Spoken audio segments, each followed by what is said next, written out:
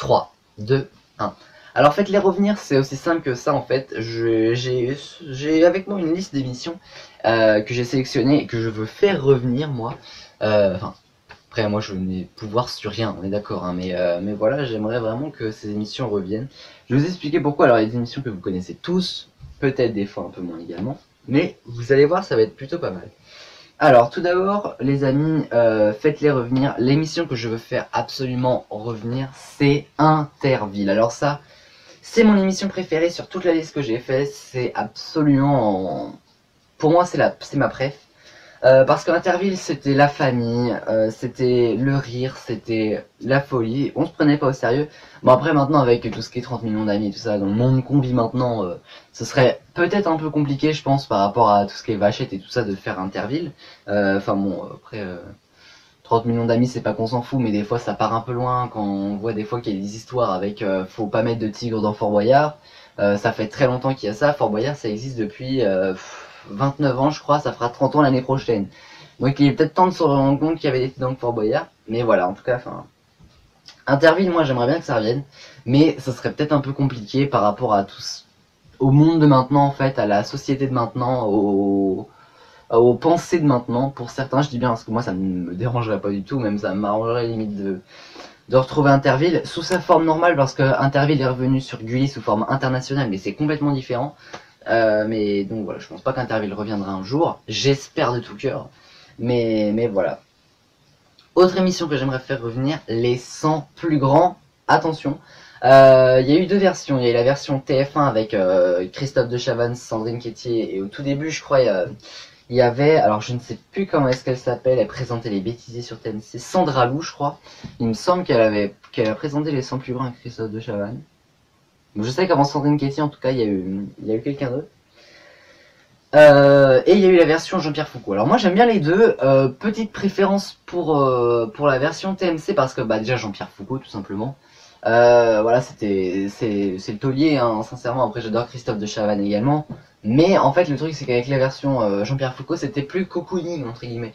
Il y avait un petit public, il y avait des invités, on picorait. C'était un petit peu un c'est à vous en fait, mais version bêtisier en fait.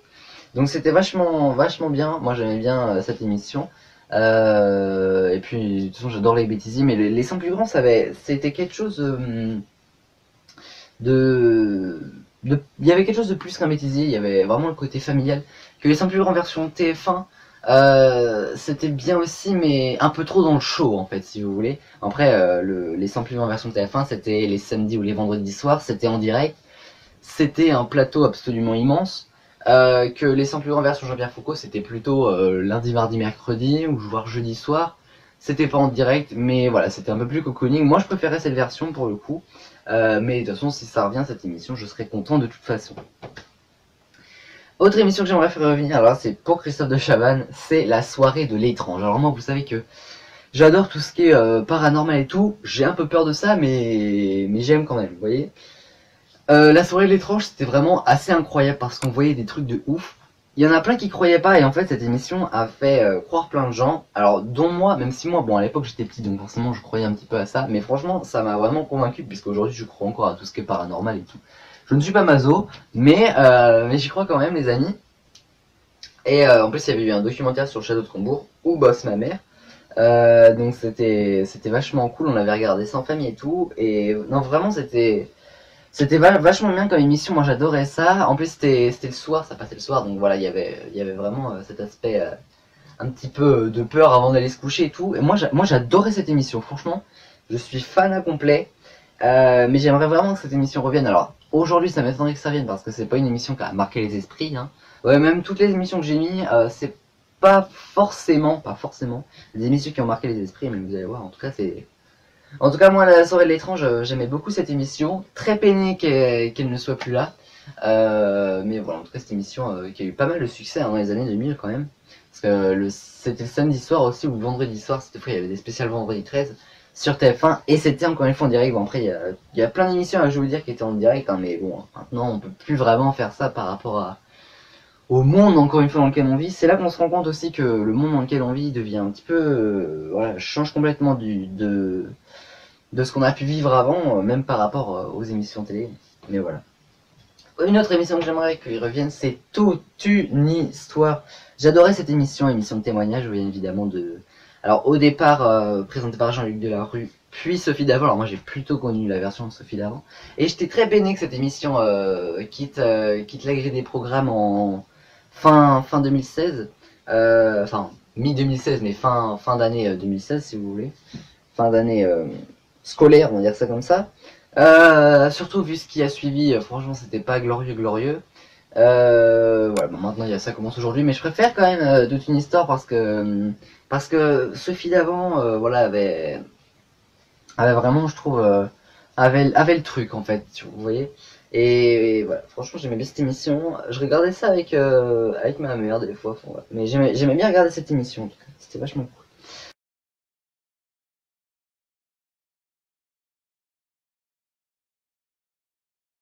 Et une autre émission que j'aimerais qu'il revienne, alors là c'est complètement différent, c'est Total Wipeout. Alors Total Wipeout, oui, mais méfiance, parce que Total Wipeout, là, techniquement vous allez me dire, oui, mais en Amérique ça existe encore. Oui, mais alors déjà ça ne passe même plus, rien que sur Gulli quoi, rien que ça je serais très content parce que j'adore cette émission. Voir des gens se prendre des gadins, bon, après ça c'est un peu dangereux des fois, hein, mais moi j'oserais pas faire ça. Mais il y a eu une version française et je vais vous en parler un peu plus tard dans la soirée, puisqu'il y a eu une version française en 2009 sur M6 avec Stéphane Rothenberg, Alex Good et Sandrine Cormand. Alors, à l'époque c'était les trois piliers d'M6. Hein. Et franchement voilà, ça n'a pas marché. D'ailleurs ça sera dans le flop show en fait, donc c'est que ça n'a pas marché même du tout. Et donc c'était vraiment une émission, moi j'adorais Total Wipeout, et quand j'ai découvert Total Wipeout d'ailleurs c'était la version M6, et franchement c'était assez cool parce qu'on rigolait et tout, mais ça n'a pas duré, c'est franchement bête parce que je suis sûr qu'en plus une version française de Total Wipeout, ça, je pense que ça pourrait marcher. Alors autre émission sur M6 que j'adorais, c'est Pékin Express les amis, alors techniquement ça va revenir, mais c'est pas encore confirmé ni rien, mais enfin à moins que ça l'ait, que j'ai pas été mis au courant, mais en tout cas j'aimerais beaucoup que ça revienne, parce que voilà, franchement c'était une émission, en plus on découvrait des paysages absolument magnifiques, et il y avait quand même une course derrière. Alors vous me direz maintenant, alors je sais pas s'il y a encore actuellement à l'antenne, mais je sais que moi à l'heure où j'enregistre cette émission, il y a une émission sur M6 qui va passer le lundi soir qui s'appelle Wild, donc Wild sauvage en gros en anglais, W-I-L-D, la course de survie. Donc c'est un petit peu style Pékin Express, mais dans des lieux plus aventuriers, style jungle, savane, désert, enfin que des trucs comme ça. Donc c'est pas vraiment ville et tout. Et donc voilà, et c'est pareil, c'est à deux, donc il y a un débutant on va dire et un expert en survie, donc c'est un petit peu le Pékin Express du pas Pékin Express quoi. C'est voilà, mais moi en tout cas je préfère vraiment. Si il y a une émission que j'aimerais qu'il revienne, c'est Pékin Express dans sa forme initiale parce que Wild, c'est voilà. En plus je crois que c'est présenté par Stéphane Rothenberg, je ne sais pas. Donc voilà, mais je préférais quand même le retour du Pékin Express normal.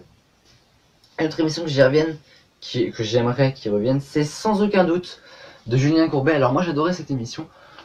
Après, c'est vrai que, est-ce que c'est vraiment parti dans le sens où sur RTL, il y a ça peut vous arriver 9h30, 11h? Je ne sais pas, c'est un peu la version radio, après vous me direz, mais donc voilà, j'aimerais que ça revienne, mais voilà, c'est un peu déjà là avec RTL, donc voilà, en fait, voilà. C'était juste pour faire un petit clin d'œil à Sans aucun doute, parce que j'aimais bien cette émission, et à l'époque, dans les années 2000, Sans aucun doute, c'était le top du top, hein, faut pas rêver. Une autre émission que alors là j'adorerais que cette émission revienne. J'ai quelques soucis de parole, hein, mais tout va bien. C'est les 30 histoires. Alors les 30 histoires, je suis fou de cette émission. Des fois je me regarde des replays sur YouTube quand j'en trouve, parce que franchement cette émission pour moi c'est la meilleure de toutes. Alors je sais pas si j'ai voté pour les 30 histoires, mais il me semble que oui. Non, j'ai dû voter pour Interville. Pour moi c'est Interville et les 30 histoires. On voyait des histoires mais ouf. En plus, des fois, il y avait les 30 histoires mystérieuses, donc du coup, ça se rapprochait un peu de la soirée de l'étrange, donc c'est plutôt pas mal. Moi, j'adorais franchement cette émission, parce qu'en plus, ce qui était pas mal, c'est que déjà, c'était en direct à l'époque. Et en plus de ça, alors moi, je parle bien de la version TF1. Et en vrai, c'était vachement cool, parce que, c'est-à-dire que vous aviez une émission le vendredi, c'était les plus extraordinaires. Une émission le vendredi d'après, c'était les plus spectaculaires. Une émission le vendredi d'après, c'était les plus mystérieuses. Donc si vous voyez qu'il y avait un vendredi, il y avait les grandes histoires, vous pouvez compter que sur les 3 vendredis suivants, il y avait quelque chose. Alors des fois, il y avait aussi le meilleur des 30 histoires, tout ça. Il y avait aussi un documentaire sur le château de Combourg d'ailleurs. Et voilà. Et d'ailleurs, je sais pas, non, je crois pas que je l'ai gardé sur, parce que j'ai gardé les 30 histoires sur mon ordi. Voilà, parce que en fait de base les transistors ça devait venir entre guillemets sur ATV, mais je sais pas si ça pourrait venir éventuellement, parce que comme ça n'existe plus sur TF1, mais ils ont encore les droits certainement. Donc je ne sais pas, je pourrais tester éventuellement. Pourquoi pas, ça serait plutôt cool. Donc voilà, mais en tout cas j'adorerais que cette émission revienne. Une autre émission que j'adorais, c'est Video Gag. Video Gag, c'était le best des best les gars. Dans Video Gag, alors c'est une très vieille émission par contre, parce que moi je me rappelais déjà que je regardais ça quand j'étais tout petit, le dimanche soir, et c'était Sébastien Follin, donc déjà c'était même pas Bernard Montiel et tout. Donc voilà, dans Video Gag, franchement j'aimais bien cette émission, parce que voilà, c'était, bon moi à l'époque c'était surtout genre le dimanche, je savais que j'avais cours, enfin école le lendemain, donc voilà, c'était vraiment le moment un petit peu de souffle, et franchement c'était cool, c'était drôle, c'était familial, c'était tout ça. Une autre émission que j'aimerais qu'ils reviennent, mais rien que pour voir ce que ça donnait, c'est On a tout essayé. Alors, On a tout essayé, c'était sur France 2, c'était la quotidienne. C'est l'équivalent des grosses têtes, entre guillemets, mais version télé, en fait, si vous voulez. Voilà, c'était vraiment voilà, une bande de potes, hein, tout simplement, qui se prenaient pas au sérieux. Je sais pas si c'était en direct, je pense quand même. Mais voilà, c'était vraiment cool. C'est ce qui a fait débuter Florence Foresti d'ailleurs. Enfin, c'est Laurent qui a fait débuter Florence Foresti, qui venait de faire des sketchs absolument ouf. Alors moi, celui que j'adore, la personnage que j'adore, c'est Catherine Barma, c'est juste magnifique, la productrice. Et donc voilà, franchement, c'était... Moi j'adorais cette émission, des fois je regarde des petits replays parce que c'est disponible. Il y a plein d'anciennes émissions comme ça qui sont disponibles sur YouTube en replay, vous pouvez aller voir. On a tout essayé, ça l'est. Et franchement ouais, c'était... Ça avait l'air en tout cas d'être une sacrée émission, les amis. Alors, une autre émission que j'adorais, c'est KD2A. Alors, je sais plus quel aussi, je sais qu'il y a Ado ou je sais plus, ou carrément défendu aux ados ou je sais plus quoi. Enfin, bref, alors c'était une émission un petit peu particulière. C'était une émission en fait style les minicums en fait, si vous voulez. C'est-à-dire que c'est en fait une émission qui regroupe des dessins animés ou pas. Alors là, pour le coup, c'était plutôt des séries pour ados, style Foudre et tout ça, H2O. Moi, à l'époque, je regardais ça parce qu'en fait, on avait une personne qui nous gardait, du nom de Nolwenn. Et en fait, elle regardait tout le temps ça, elle, chez elle. Et donc, du coup, bah, nous, on s'est mis à regarder ça. Et c'était vachement cool parce que... Alors, je sais plus, c'était diffusé à quelle heure. Ça devait être le matin vers genre 10h ou je sais plus, mais j'ai aucune idée. Et on regardait des séries comme ça et c'était vachement bien. C'était vraiment les séries pour ados, mais même si nous, on n'était pas des ados, on regardait quand même KD2A et c'était plutôt cool. Une autre émission que j'adorerais que ça revienne, C'est pas sorcier. Alors ça, c'est pas sorcier, j'adore cette émission. On apprend plein de trucs. Et puis même, en fait, Fred, Sabine et Jamie ont su créer, je trouve, une sorte de cocon familial, ce qui fait que quand on regarde C'est pas sorcier, même si voilà, ils se prennent pas trop au sérieux dans le sens où ils font quelques petites blagues ou pas, et bah on leur pardonne parce que c'est eux, quoi. Parce qu'on a tout le temps vécu avec Fred et Jamie, parce que les profs, quand ils veulent nous montrer un truc intéressant en les étant physique, ils nous montrent Fred et Jamie. Donc voilà, franchement, c'est juste, moi j'adore cette émission, C'est pas sorcier. C'était revenu dans une version plus récente, plus moderne sur France 3. Ça n'avait, alors je sais pas si c'est parce que ça n'avait pas pris ou juste parce que Fred a été viré de France 3. Mais voilà, moi j'aimais bien en plus cette nouvelle version comme ça. Et voilà, bon après depuis il y a eu Le Monde de Jamie hein, qui a été créé sur France 3, donc c'est pas vraiment le C'est pas sorcier de la modernité, mais un peu quand même quoi, c'était... Et voilà, je voulais, parce que ouais, je vois mes caméras, si vous voyez des fois des hausses de lumière et des baisses comme ça, c'est tout à fait normal, c'est juste le soleil et la caméra qui se régule quand j'avance, notamment quand je recule. Donc je sais pas si ça change quelque chose, normalement oui. Mais voilà les amis, en tout cas moi j'adorais C'est pas sorcier pour revenir là-dessus. Et donc voilà. Alors autre émission qui était du même style que C'est pas sorcier, c'est un petit peu le C'est pas sorcier de l'histoire. C'est Quelle aventure. Alors c'est pareil, normalement ils sont encore disponibles sur YouTube, vous pouvez aller voir. Ça dure 1 heure chaque épisode. Et en fait c'est Fred qui part dans l'histoire, entre guillemets en fait.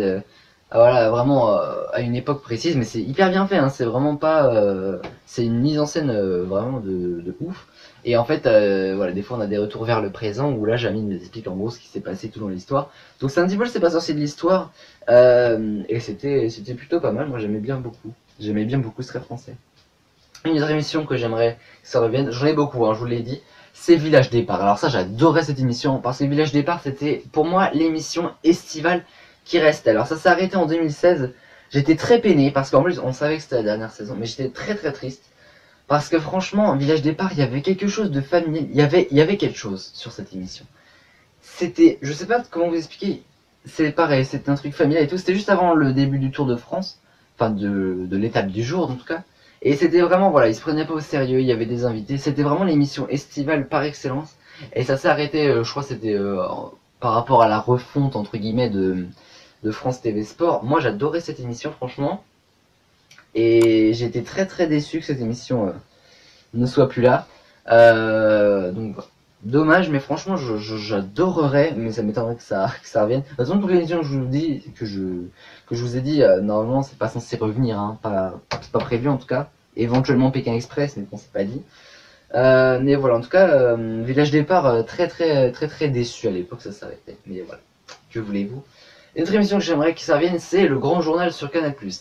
Attention, j'aime bien la version uniquement entre guillemets de Niso parce que c'était le collier tout simplement et je regardais très souvent le Grand Journal, notamment le Grand Journal de Cannes à l'époque. Ouais, ils étaient sur la croisette et tout et c'était vraiment vachement bien. Et moi vraiment la saison que j'ai préférée c'était Deniso, Daphné Burki, ça c'était ma meilleure saison, c'était d'ailleurs la dernière je crois de Deniso. Et la seule de Daphné Burki il me semble aussi. Donc voilà, et moi j'adorais cette émission, vraiment la version de Deniso, j'aimerais que ça revienne. La version de Cône j'aimais bien mais j'ai pas accroché autant que celle de Deniso. Et la version Maïtena Biraben ne m'avait pas convaincu et Victor Robert ça ne m'a non seulement pas convaincu mais ni le reste de la France puisque l'émission s'est arrêtée en mars. Donc voilà, la preuve que voilà, ça n'a vraiment pas accroché. Une autre émission que j'adorais que ça revienne, c'est Menu W9. Alors ça, Menu W9, en fait, c'est en gros l'équivalent du Ninja Warrior japonais ou Takeshi's Castle japonais. Et en fait, c'était commenté par Vincent Dezania et Benjamin Morgan. Et franchement, cette émission, j'adorais parce qu'ils se prenaient pas au sérieux. C'était un petit peu comme un Total Wipeout, en fait, mais vraiment en version encore plus folle. Et c'était vraiment trop débat. Moi, j'adorais regarder cette émission. Une autre émission aussi que je regardais beaucoup, c'est Déco, et ça passe actuellement sur Sister. Il y a plein de rediffs, alors Déco Intimate pour changer et les Déco normaux. Version d'Amido, bien évidemment, version Sophie Ferjani, j'ai beaucoup de mal. Mais en tout cas, version Valérie d'Amido, j'adorais parce que voilà, encore une fois, on se prend pas au sérieux, c'est de la rigolade. Et donc voilà. Une autre, alors émission entre guillemets que j'aimerais que ça revienne, Un gars une fille parce que c'est une série absolument formidable et j'étais très déçu que ça revienne pas. Après il y a pas mal de rediffs, alors plus trop en ce moment, mais il y a eu pas mal de rediffs. Alors après là on va rentrer dans les émissions un petit peu plus que vous ne connaissez peut-être pas masse et c'est normal parce que voilà, moi je regardais ces émissions mais ça date d'il y a longtemps. Alors il y en a une qui s'appelle Les Protecteurs du lycée. Donc ça en fait c'était comme une série en fait, sauf que c'était à partir de faits réels en fait. C'était un petit peu, comment dire, un style Au nom de la vérité ou Petit secret entre voisins. Mais en gros, c'était par rapport à des gens qui se faisaient harceler au lycée. En fait, il y avait toute une histoire derrière et c'était vachement intéressant. Moi, j'adorais cette émission. C'était 3 personnes, je me rappelle, 2 gars, une fille. Et franchement, voilà, pour moi, c'était l'une des meilleures émissions. Et aujourd'hui, enfin, j'ai cherché. J'essaye encore de chercher sur Google, je marque Les Protecteurs du lycée, je trouve pas. Mais franchement, c'est hyper dommage parce que c'était une superbe émission. Ça durait 1 heure chaque épisode, mais c'était un vrai bonheur à regarder. On était pris dans l'histoire. Et franchement, j'adorais regarder ça parce que pour moi, c'était un truc de ouf à l'époque. Ça passait l'été d'ailleurs, il me semble, et franchement, voilà, c'était vraiment cool. Et alors, ma dernière émission, ça s'appelle Les plus grands secrets de la magie, les amis. Alors à l'époque, donc ça en fait c'est un format américain, il me semble. Donc avec le magicien qui a une gueule, mais moi il me faisait flipper le gars là, je vous jure. Et en fait, si vous voulez, il faisait un tour de magie, il réalisait son petit tour comme ça. Et en fait, après la séquence, il expliquait son tour de magie. Alors à l'époque, en fait les images d'Amérique avaient été reprises en France. C'était présenté par Denis Brognard. Donc en gros, voilà, il faisait genre les petites introductions, petites conclusions. Et c'est lui qui faisait les voix off en fait, si vous voulez. Et franchement, par contre, le magicien faisait flipper un truc de ouf. Franchement, moi j'en avais peur de ce gars, je vous jure. Mais franchement, le plus grand secret de la magie. Moi, j'adorais cette émission parce qu'il y avait du frisson. Voilà, par contre, enfin en fait il me semble qu'il avait plusieurs visages et je vous jure qu'il y en a vraiment. Donc déjà le premier me faisait carrément flipper, mais alors le deux, je crois qu'il y en a un autre. Oh, mais la teuté, j'étais en race-ram maman. Je vous jure c'était vraiment quelque chose. En tout cas les plus grands secrets de la magie, j'adorerais que ça revienne. Et donc voilà. Donc pour Faites-les revenir c'est tout, même s'il y a quand même eu pas mal d'émissions. Alors juste avant qu'on parte en pause les amis, parce que oui on va bientôt partir en pause. J'avais fait un petit sondage, alors j'ai pas mis toutes les émissions, toute la liste là, parce que même je pense pas que vous en auriez connu pas mal. J'ai mis 5 émissions, j'ai mis donc Interville France 2, France 3, C'est pas sorcier France 3, Les 30 histoires TF1, TMC, NT1, NT1 à l'époque, Pékin Express sur M6 ou Vidéo Gag sur TF1. Alors, vous êtes 20%, attendez je me décale, 20% pour le retour de C'est pas sorcier, 20 autres pourcents pour le retour de 30 histoires, et 60% pour le retour d'Interville. Alors moi j'ai voté Interville sans doute, mais voilà en tout cas c'était... Moi Interville j'aimerais vraiment que ça revienne, et 30 histoires si c'est pas sorcier je suis plutôt d'accord, parce que voilà c'est vraiment des émissions. S'il y a vraiment des émissions que j'aimerais faire revivre de toute urgence entre guillemets, Interville, C'est pas sorcier, Total Wipeout quand même, les 30 histoires, Village départ j'adorerais. Les plus grands secrets de la magie aussi, la version de Nimonière était pas mal, mais après c'est juste lui qui parlait, donc voilà. Et voilà. Après il y a d'autres émissions que j'aimerais faire revenir, mais vraiment celle que j'aimerais à tout prix, c'est vraiment ces émissions. Et donc voilà. Bon les amis, dans quelques instants, on va continuer notre émission. Alors on parlera notamment du jeu Zap Jeu Mat sur la carte au trésor version 2018. Je vais vous donner quelques infos en plus par rapport à ça. Il y aura également la rétro spéciale TNT, puisque la TNT, voilà, aujourd'hui ça nous paraît tout à fait banal, mais à l'époque ça ne l'était pas du tout. Et les amis, qu'est-ce qu'il va y avoir d'autre? Et ben après ce sera dans la deuxième partie. Non, il y aura les pions aussi juste avant la deuxième partie. Puis alors la deuxième partie, il y aura un petit flop show, vous allez voir ce que ça donne. Un grand dossier sur la télé-réalité des années 2000, vous allez voir qu'on est complètement à l'opposé de ce qu'il y a cette année. Et j'aurai d'ailleurs un petit sondage par rapport à ça. Et donc voilà, les amis, j'espère qu'en tout cas cette émission, ce début d'émission vous a plu. Moi, c'était plutôt cool pour moi. Pour l'instant, ça se profile bien. On se retrouve dans un instant pour la suite de la première partie du post. A tout de suite pour le retour dans les années 2000.